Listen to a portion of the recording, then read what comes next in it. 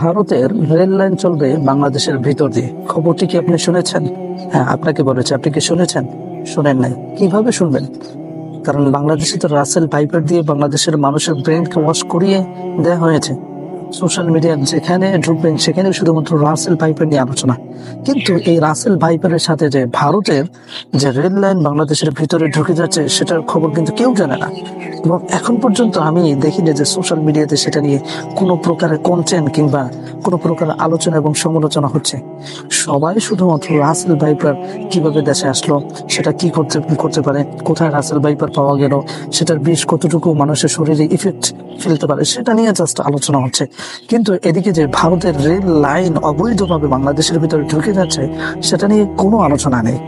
আর Russell viper এটার আগের নাম ছিল কি চন্দ্রপ্রভা, এটাকে একটি ইংলিশ বানিয়ে দেওয়া হয়েছে।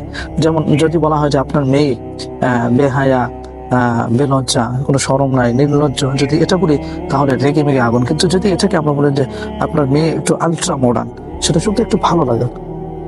যদি বলে যে আপনার ছেলে মদখোর, মদ খায়, গাঞ্জা খায়, ইয়াবা খায়, এটা যদি বলি তাহলে রেগে মেগে আগুন। যদি বলে যে আপনার ছেলে হালকা ড্রিঙ্কস করে তাহলে তো কোনো সমস্যা নেই।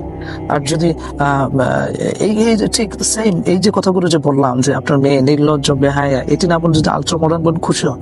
যদি বলে আপনার ছেলে মদ করে, এটি না বলে যদি বলে যে আপনার মেয়ে, আপনার ছেলে হালকা ড্রিঙ্কস করে তাহলে খুশি হয়। আপনি যদি বলে আপনি অনেক সুৎখোর, কিন্তু এটা না বলে যদি বলে জাস্ট আপনি একটু ইন্টারেস্ট খান, তাহলে কিন্তু বিষয়টা অনেক মানে এই যে শব্দের যে মারপ্যাচ এগুলো দিয়ে কিন্তু আমাদের বাংলাদেশে মানুষদের মগজ ধোলাই করা হচ্ছে।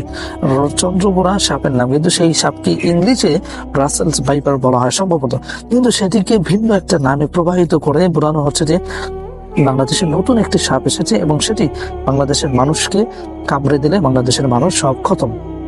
কিন্তু এই দিক থেকে এই রাসেল ভাইপারের সাথে চলে আসলো যে ভারতীয় দাদাদের যে রেল, সেটা নিয়ে কোনো কথা নেই।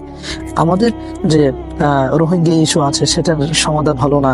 তারপরে সেন্ট মার্টিন, ওদিকে যে সেন্ট মার্কিন হয়ে যেতে, সেটা নিয়ে কোনো কথা নেই। তারপরে সিলেটে যে বন্যা, ভারতের দাদাবাবুদের কারণে যে প্রতি বছর যে বন্যা হওয়ার কারণে হাজার হাজার মানুষ যে মৃত্যুবরণ করে, সেটা নিয়ে কোনো কথা নেই। মানে সেটা সমস্যার সমাধানের কোনো পথ নেই।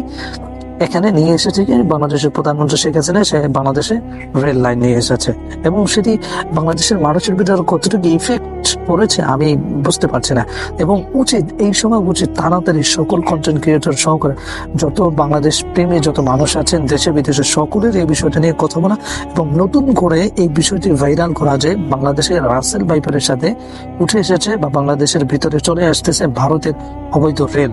সুতরাং বাংলাদেশের ভিতরে ভারতের অবৈধ রেল ট্রেন চলাচল করতে দিতে আমরা কোনোভাবেই পারি না।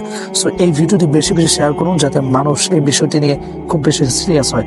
ওকে, that's it. Thanks for watching this video and see you in the next video. Allah Hafiz.